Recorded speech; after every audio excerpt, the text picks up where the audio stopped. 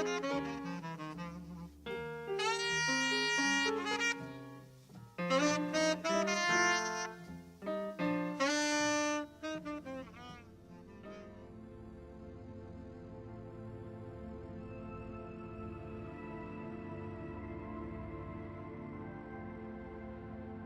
is Carly Hoffman reading Mid-Morning by Selma Mirbaum-Eisinger. Mid-morning. Wind, dreamy notes, sings its lullaby, gently touching the leaves. I let myself be seduced, immersed in song like grass. Air shivers and cools my fevered face, wrapped in desire. Clouds drift by, scatter white, sun-stolen light.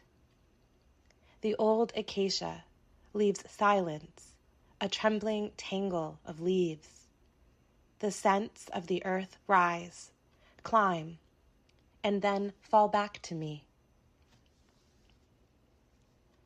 About this poem. Mid-Morning is a poem from Selma Mirbaum-Eisinger's poetry collection, Blütenlese, which I translated into English from German. Mirbaum-Eisinger was a Jewish German language poet from Bukovina, an Eastern European territory. In December 1942, at the age of 18, she died of typhus while incarcerated in a Nazi SS forced labor camp in Ukraine. Before her deportation, Mirbaum-Eisinger gave her poetry manuscript, Blütenlese, to a close friend in hopes that she could deliver it to Mirbaum-Eisinger's boyfriend. The hand-bound, handwritten manuscript contains 57 poems, 52 originals, and 5 poems that she translated from other languages. The poems were written in Czernowitz, now Chernivtsi, between May 1939 and December 1941.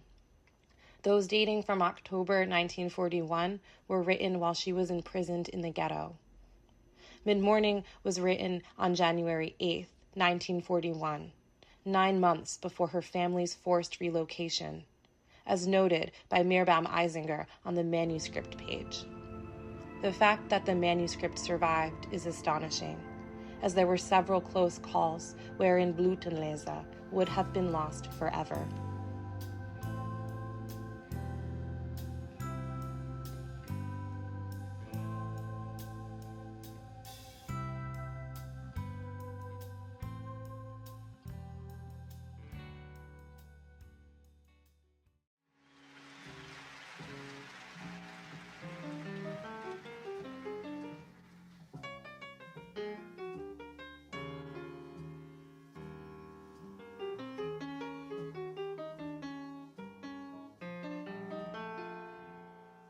Welcome to the Lo-Fi Lounge. Dr. SASCHA FEINSTEIN, a poet, essayist, editor. You had 2 poetry collections, 2 memoirs, 2 jazz anthologies, that jazz fiction anthology. I actually have that one right there. The first one. You know, a book about the Keystone Corner, which, how cool is that? You've had essays in like jazzes, and you're a founder of the Brilliant Corners. There it is. A Journal of Jazz and Literature. You're a sax player. So in your spare time, you're a professor of English at Lycoming. That's right. College in Pennsylvania. So this is a journey. So we want to do it, my friend, in 3 parts.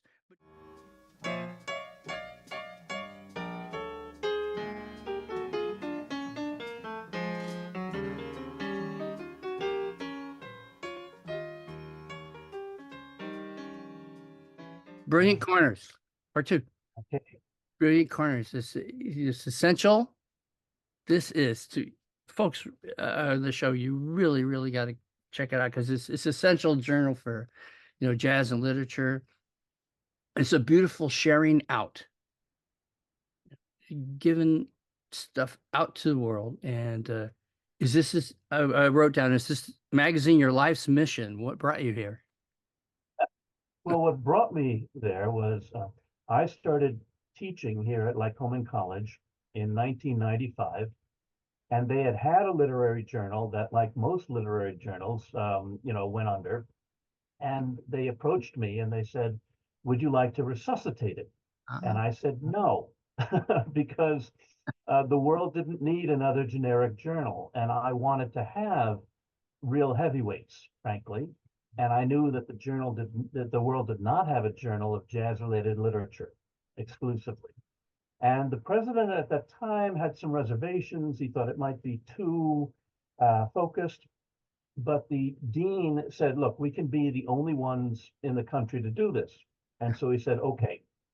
And I started with scratch. I had been an associate poetry editor for Crazy Horse magazine, but I had no experience really, choosing stock, choosing, fonts or anything like that. And I started from scratch. But in December of '96, the first issue came out. And I'm pleased that we've sustained a print journal. They always, very rarely, but that does this not happen. But they just about always end with a lengthy interview that I conduct with an artist, usually a writer, sometimes a musician. The forthcoming one is with a musician, Benjamin Boone, who put out lots of albums, jazz albums with poets. The one that you held up was with beautiful Dick Golden, who was one of Tony Bennett's closest friends. It's a wonderful, the whole concept of this, the picture to the interview to his connection to Tony Bennett's connection to Duke Ellington.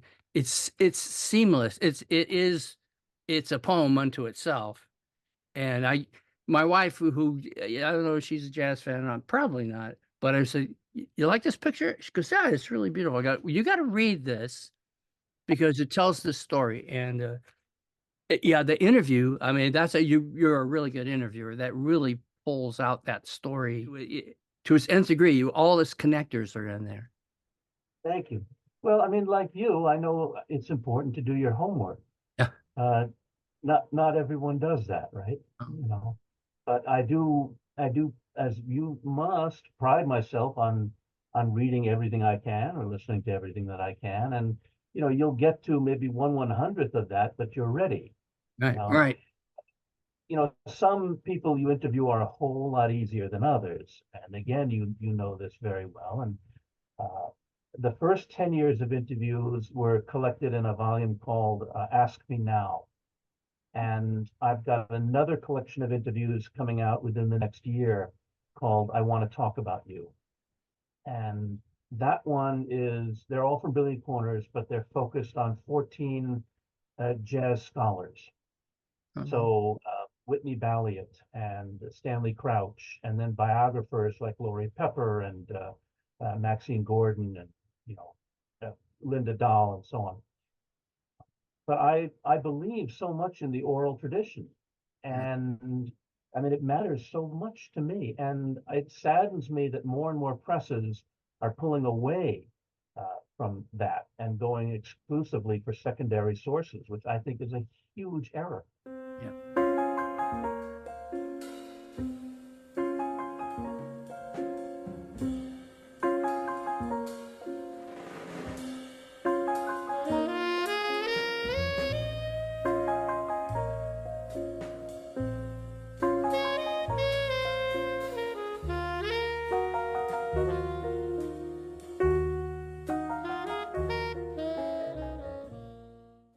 It truly is an oral tradition, and these folks, they're still with us. They're still available, for someone just to ask, to have that conversation. And then it's a wealth of information. And just even from, the artwork, your choices for your covers, it's just a complete thought. And I think that's Sure. what's brilliant about this is so many, poem to poem, essay to essay, short piece to short piece, literary piece is, this open door, this invitation, something's going to ring with somebody, right? I hope so. Yeah. It just occurs to me there's an anthology that you might like a lot called Turn It Up, and Okay. it's edited by Stephen Kramer. And Turn It Up is the only anthology I know, poetry anthology, that has both blues, jazz, rock, and hip hop poems. Oh, okay. Yeah. Yeah. So if you're ever looking to fill in, on many of the genres that you've got, this would be a great source. But how do you, I know you solicit how you bring things in, but how do you guys go about choosing what goes into the journal? The truth is, it's pretty much me. Oh, okay. I read every single submission that comes in. There's no first reader. I'm it. Okay. For prose pieces where I might want some more help, there's our associate editor, David Wright, in addition to just being eagle-eyed, has very good thoughts, especially on the prose. Sometimes the members of the board will tell somebody else to say, okay, you should send this to Sasha, or word gets around. I find that word of mouth for Brilliant Corners works better than any ad I've ever launched. Yeah. Yeah. But I'm, for better or for worse, I'm the guy. You never know. I mean, I just got submission from a fellow he's about 84 now. I've never met him. I've never heard of him. He hasn't published in ages. But he happened to mention in his cover letter that in the late 50s, he gave some readings, poetry and jazz readings at the same time with Ferlinghetti and Rex Roth. And I said, I would love an essay from you about what that was like. Yeah. And he said, terrific. And so this next issue will not only have a couple poems from him, but an essay on this topic. And how many people are there out there now, still around, who did this and who remembered, how drunk so-and-so was, or how this didn't work, or how, what Ferlinghetti wore, and all those sorts of things. It would just be these old black and white films they would show at a college, and Ferlinghetti's like out in the street talking, reading his poem to a dog or something out there. I remember just thinking, that's the greatest film of all time. One of the poems concerns this very dog, whose name is Homer. That's a good dog. I bought his last book. He was like about 300 years old. He turns out, this book, and it's like, it's a really great book. I mean, it's a stream of consciousness, and it's just, it's brilliant in its own right, and how much we owe to that beat era, and that connects to jazz so much too. Yeah, I mean, there's what I love most about it is the shameless embrace of freedom and the joy, actually, of performance. There was a lot of, in terms of poetry and jazz stuff, yeah, there was plenty of really, really sloppy stuff that happened. But they were out there, man. I mean, they were trying new things, and they understood that art shouldn't be necessarily segmented, that there are beautiful crossovers, that it can be very meaningful to bring them together. And, some people were a whole lot more successful than others, but I mean, I love a lot of those figures. And yeah, their aesthetic isn't that much, I suppose, in my own poetry, but their spirit is. But it's all, all of these things are covered in that discussion, and just that thinking. It's like this corner, and being amongst corner there, and being in that corner and getting a chance to kind of sit down and think through these things. I just think it will bring a lot more people to jazz and literature by checking out Brilliant Corners. The thing about jazz is so much of it is instrumental, right? So you're taking something in the air that is invisible, and then uniting it with language, which is so concrete in its own way. And those crossovers are immeasurable. And one of the things that I've loved over the years in publishing such a range of writers is the different approaches that they have to embracing music. That some essays will be, not like really tight-assed academic, but much more formal. And this next issue, for example, has a couple that are awfully freewheeling. You have to let go and fall into it in the spirit of percussion, actually. Yeah. So I love that. I love that there's nothing set. I'm not looking for, even though I am the editor, there's not like the jazz poem that I'm looking for. Right. I'm looking for things that move me in different ways, that are interesting to me in different ways.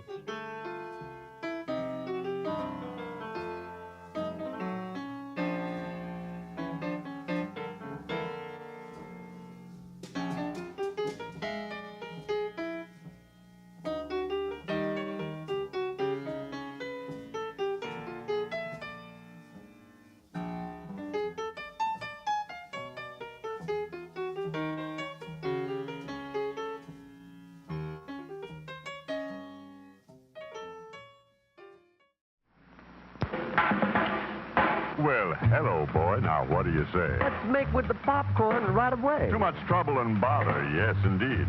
No, man, heat's all you need. You need more than heat, boy, according to Hoyle. You need popcorn, salt, butter, and oil. And a frying pan, or to be completely proper, you ought to have a popper. I dig it you ain't hip, old man, to easy pop popped in its own pan. You mean easy pop popped in its own pan? Now you're swinging, Daddy. Crazy man. Why don't you make it with me to the grocery shop? We'll both take a pan of this easy pop.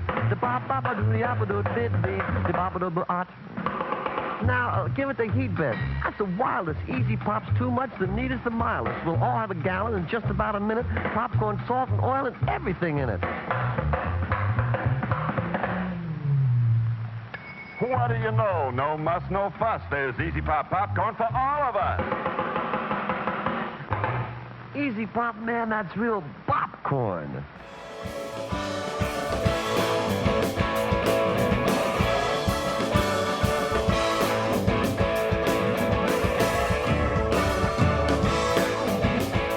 Hi, loungers. It's me, Morst, here on the Time Machine. Shane Stacy shot this video, so I want to be sure to mention his channel. It's called 3 Cameras and a Microphone. Hope you're not looking exclusively for easy listening, because Monks of Doom have their fun on stage while performing some rather difficult material. This composition from their 2017 Bronte Pin album stands with the best of the Monks of Doom original songs, evocative of creepy lyrics, prog rock time signatures, strangely compelling dissonance. Let's check it out, Chris. Please set the time machine for May 18th, 2018, San Francisco, for Monks of Doom at Makeout Room. Doodah! On the time machine. We're going to go and do another new one. It's a song called Up From the King. It's our big hit on YouTube. It's got like 334 hits right now. Not all break out the champagne all at once, you know. YouTube has to take their cut first, and then the advertisers get theirs, you know. And then, you know, the hosting facilities, etc. And then the videographer, you know. And then, you know, the Counting Crows, they 22-year-old billionaires. And then the 22-year-old billionaires get their cut. And then, you know, Greg gets like 3/4 of 1/1000th of a cent. And then we divide it up with the rest of the band. So, you know, it'll be a while, you know, maybe like we'll get a beer in 2200, right? I think my calculation is right. So around 2225, the band can afford a beer. It'd be cool. Actually, beer will be more expensive then, so we probably won't be able to afford it. I was just wondering. That's why we play these shows, so we get free drink tickets. Yeah, it's cool. I was just wondering, how dead will we be in 2225? The deader, the better.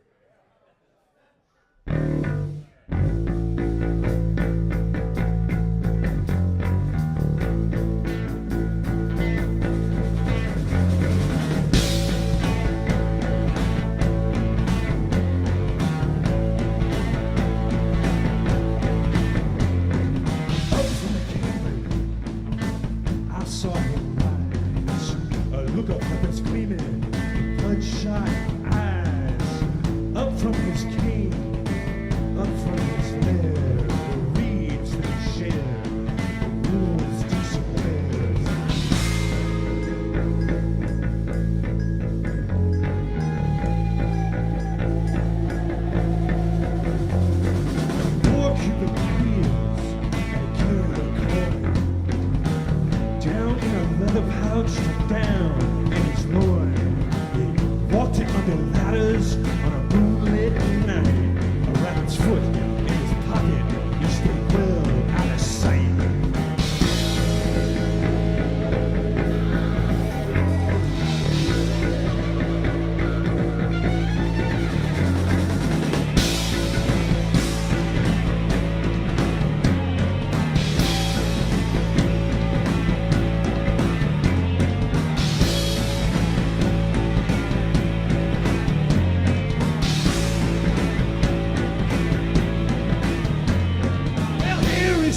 Damn it, boy, here is your reward. Now you can pay off your generals and your whores. You can crush your detractors with a magnificent smile. With the luck that I bring you, that I give you tonight. That I give you tonight. Up from the king! Up from the king's grave!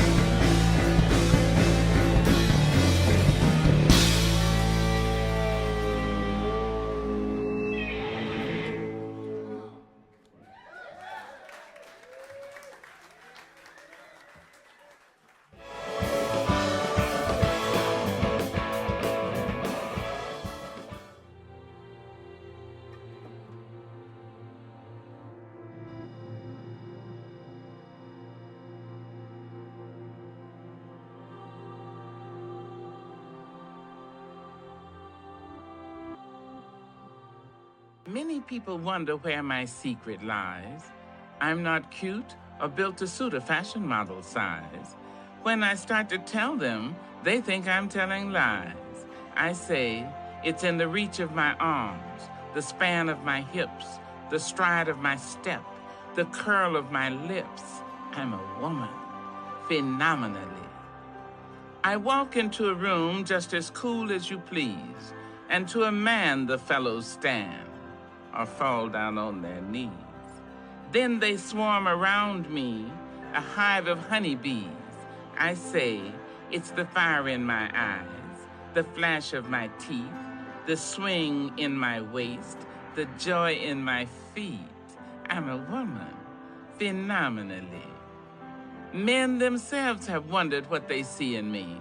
They try so much, but they can't touch my inner mystery. When I try to show them, they say they still can't see. I say, it's in the arch of my back, the sun of my smile, the ride of my breasts, the grace of my style. I'm a woman, phenomenally. Now you understand just why my head's not bowed. I don't shout or jump about or have to talk real loud. When you see me passing, it ought to make you proud. I say, it's in the click of my heels, the bend of my hair, the palms of my hands, the need for my care. Because I'm a woman, phenomenally, phenomenal woman, all you women and me.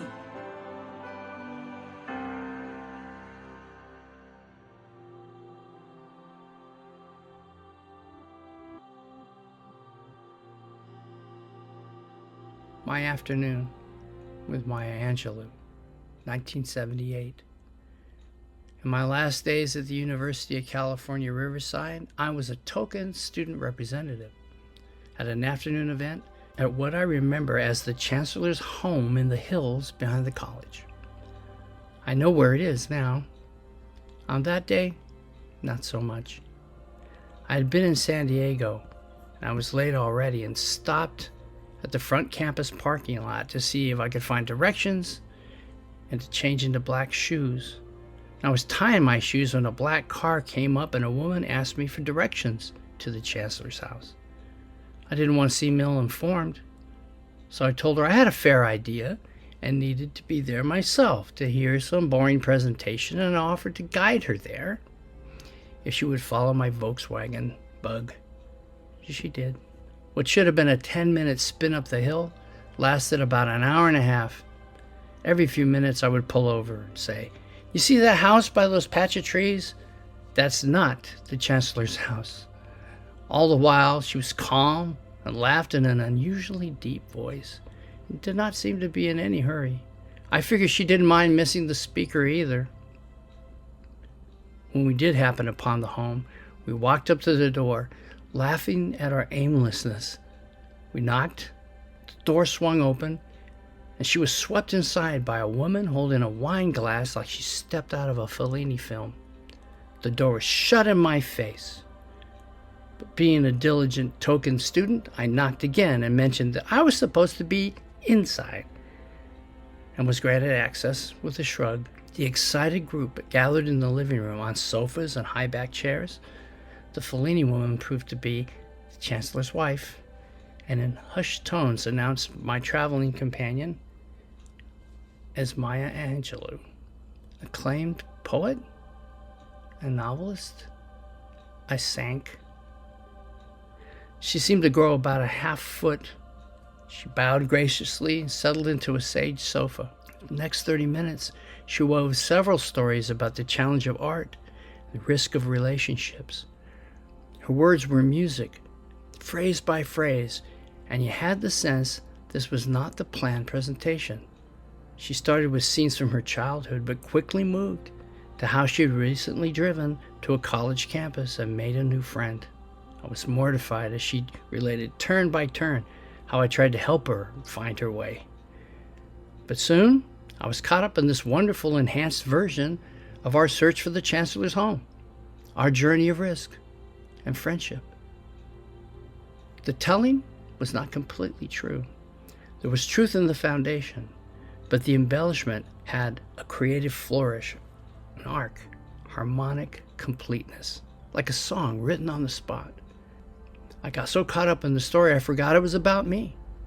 She closed by telling the audience that this beautiful young man who stopped tying his shoes to help a stranger was in this room, and introduced me as her dear new friend, Chris. I was stunned, but I welcomed the hors d'oeuvres, an instant celebrity. My shoes were still untied. Thinking about it today, on my afternoon with Maya Angelou, I was given a unique insider's lesson, a gift of creativity. I still have it. Thank you, my friend.